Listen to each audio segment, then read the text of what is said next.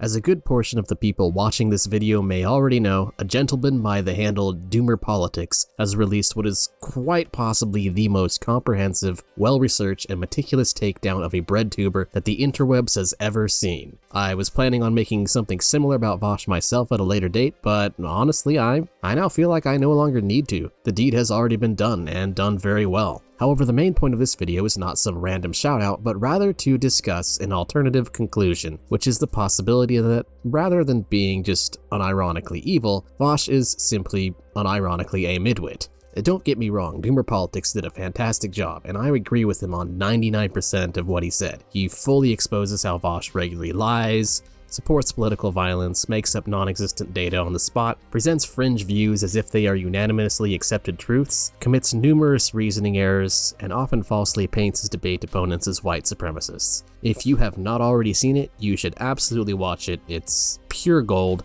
and a link will be in the description below. But for now, let's get into the meat of this video. There is an old saying that you shouldn't attribute to malice what can be explained by ineptitude, but don't rule out malice. And while I definitely do not rule out the possibility that Vaush could indeed be as bad as others are stating, some of the things he has said, after all, are pretty indefensible. I believe that the conclusion that Vaush is a midwit may be more accurate. So what is a midwit? For those who don't know, the term midwit is a bit of a meme. It refers to a phenomena where people on opposite ends of the intellectual spectrum agree on something with the person of average intellect in the middle disagreeing. Now, it's important to point out that there is absolutely nothing wrong with having an average intellectual ability. What makes a midwit is specifically when an average person attempts to overcompensate and make themselves out to be a greater intellectual than they actually are, leading to them kind of making an arse of themselves, in other words, a poser. They will often do this by actions such as falling in line with the groupthink of academia, overanalyzing simple concepts that do not need to be deconstructed, using uncommon vocabulary in a superfluous manner to make themselves appear more educated, arguing semantics, and going along with whatever the consensus is over how people believe an intellectual should act. The big problem is that midwits tend to be obsessed with the optics of being an intellectual more so than factually being correct, and this makes midwits extremely susceptible to certain errors in judgment that deal with consensus, such as appeals to authority, bandwagoning, false dichotomies. They also tend to drift towards social shaming tactics, such as crybullying and race and gender baiting. All of these issues lead the midwit into pitfalls where they fail to notice certain things that would, in a twist of irony, be obvious to them if they were not constantly performing mental gymnastics. Hence why the midwit often objects to facts that even people of below average intellect can discern.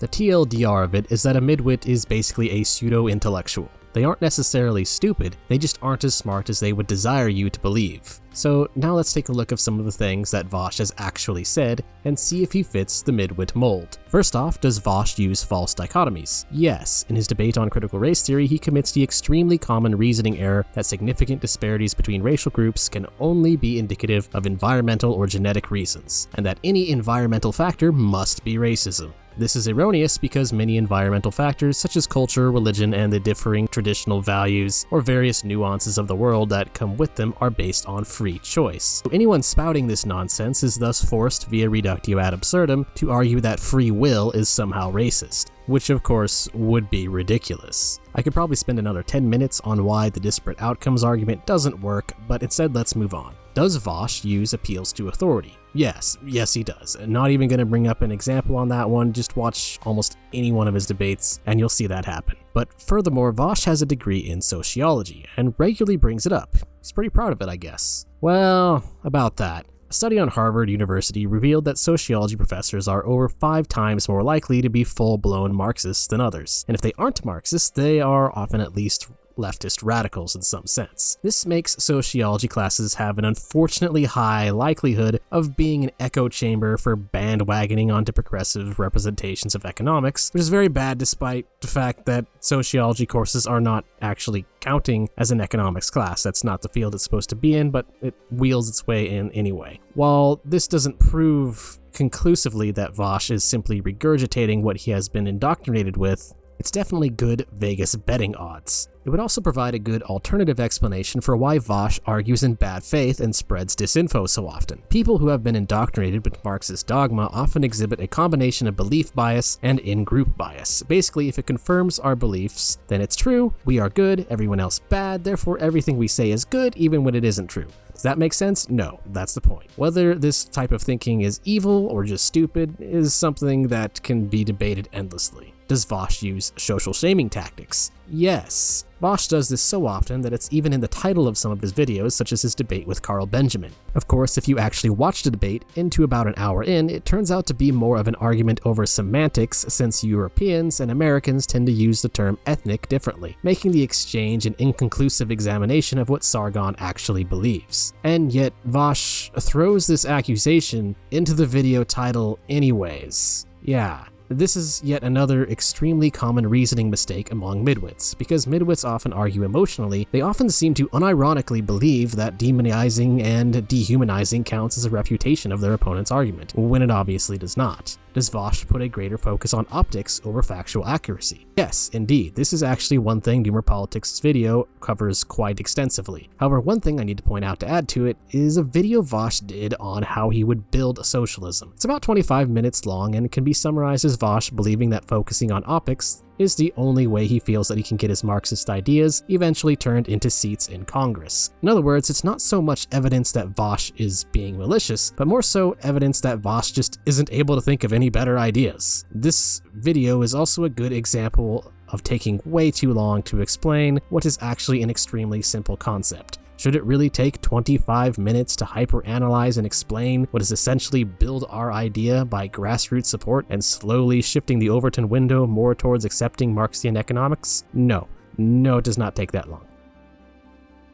Now next up is the question of Vaush's morals. Obviously I couldn't talk about whether Vaush is better considered a pseudo-intellectual or evil without going into ethics. This is where things get tricky. Similar to Doomerpolitics, I too had a hard time assessing what the heck Vaush uses as a basis for his morality. Roughly half a year ago I tried watching through some of Vaush's videos that had anything to do with ethics and couldn't really find any consistent universal principles. Vaush does seem to view morality as something that primarily exists in the box of authoritative power structures, but even then, he applies a different morality to his advocation of socialism, which is that he seems to believe it will result in a net benefit of the majority of people, therefore it should be implemented. So the combination of these would place Vaush somewhere between stage 4 and 5, more leaning towards 4 on the moral development scales of Lawrence Kohlberg.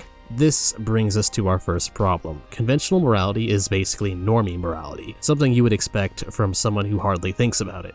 Social power structure says X good, therefore X good, or says Y bad, therefore Y bad. It's a fairly straightforward way of thinking about the world. While this form of thought might work for the average Joe, the issue here is that Vaush is trying to position himself as something much more than the average Joe, as someone who is trying to be a major spokesman for modern progressive thought. I would expect a much more post-conventional morality model, which encompasses most of the more complex ethical models you can research out there. But Vaush is simply not at this level. Nowhere in this is more apparent than the fabled "The debate Vaush doesn't want you to see" philosophy PhD student versus Vaush video. Now, the interesting thing about this debate is that the fact perspective philosophy largely agrees with Vaush on the idea that capitalism is bad. I don't, but that doesn't matter. And it seems to actually work against Vaush. This is because Vaush gets to now talk freely about how he feels a socialist ought to act without having to defend socialism along the way. And oh my, does he not have a clue. This particular debate has already been deconstructed elsewhere on the internet, and anyone with Google Foo can find plenty of info on it. So I'm not going to go too far in detail here to reinvent the wheel of what's already been said, but I will instead just clip out the most ridiculous part. Being a socialist just makes him aware of his moral responsibilities. The capitalist is doing the wrong thing because capitalism is wrong, and they are perpetuating that system. But being a socialist, if you are given the power of a capitalist, you should seek to subvert the system by doing what is right. Sure, I mean, you can say that, but I can never say that an action is morally negative if it doesn't decrease the total utility in the world. Now, you could argue that a socialist would, could expect more from them And I think I would agree with that, because I've said that to people in my community. They say, Vaush, I'm a landlord. Vaush, it just came into some money, etc., etc. You try to give them good takes. But that's not me saying that this is now morally obligatory behavior, because to do so would be to suggest that I would impugn a person for engaging in an action which carries no negative utility, which would be a disruption of what I believe. That's not true. To understand how completely insane this is, imagine if there was a kitten torturing factory, and you were to somehow come into ownership of this factory. If you are like any normal sensible person, the first thing you would do would be to obviously shut this factory down and liquidate its assets. But according to Vaush's strange take on morality here, the person in power has no moral obligation to do anything, as allowing the kitten torture chamber to keep running wouldn't decrease or increase the amount of suffering in the world prior to you taking ownership of this factory, so you don't have to do anything. Now, if I were put like that, I'm pretty sure Vaush actually would understand the need to shut this factory down. I suspect what's really going on here is that Vaush is just failing to follow perspective philosophy's reasoning. Or to put it simply, Vaush has absolutely no idea what he's talking about. So this brings us back to the hypothesis that Vaush is a pseudo-intellectual poser. And that brings me to an alternative explanation for his morality that I think is much more accurate. Motivated reasoning, which in a nutshell is cherry-picking data that agrees with your views, then using whatever method you can pull out of your arse to prove it. Here's the conclusion. What evidence can we find to support it? You know, that kind of reasoning. This explains Vaush's methods towards ethics more than anything, such as in the Destiny debate over Kyle Rittenhouse. In Vaush's mind, the conclusion that Rittenhouse did bad is already in place because that's the left-wing talking position. And so Vaush must come up with whatever ethical justification he can think of in order to support this judgment without regard to consistency. This would also explain Vaush's insane response to perspective philosophy. They are arguing in the framework of utility, which given Vaush's position would make himself look like a hypocrite if he disagreed here, since Vaush himself engages in a lot of capitalist consumption. So instead, he just kind of makes up whatever rationale on the spot he can to justify himself, without actually understanding the implication of the words coming out of his own mouth. The term Doomerpolitics uses for Vaush's ethics, metanormative nihilism, would thus simply just be another means to Vaush's end here. I.e., Vaush has said things that are very pro-violent revolution, and so he needs to adopt some fairly wonky principles to justify this, where truth and morality only exists when he wants them to. In conclusion, is Vaush evil, or is he just a twat? Honestly, it could very well be both. Being foolish isn't necessarily mutually exclusive to being evil after all, but I believe the term midwit is more sticking, better suited for him rather than just blurting out Vaush bad. The midwit label more accurately encompasses what Vaush specifically is, a pseudo-intellectual that gives the appearance of being interested in truth, the appearance of being interested in reason, when in reality he's just yet another indoctrinated Marxist who will never admit it in the cases when he is wrong, and will stoop to whatever is necessary to avoid such an admission. And Doomerpolitics may even be considering this himself, because halfway through making this response, I notice he has changed the title of his video from Vaush is unironically evil to more of a question: is Vaush unironically evil? And that's probably for the better. It's probably a good change. I suspect without the ability to peer into Vaush's head and read his mind, no one could really know what the true motives really are. However, what it really boils down to in the end is that whether Vaush truly is ethically immoral and thus evil in a philosophical sense almost doesn't matter, because even if he was at heart a good man, his talking points are so basic, so predictable, and so easily refuted and so nonsensical that he would still wouldn't really be worth listening to. Thank you for watching. If you enjoyed the video, feel free to like, subscribe, and all that good stuff.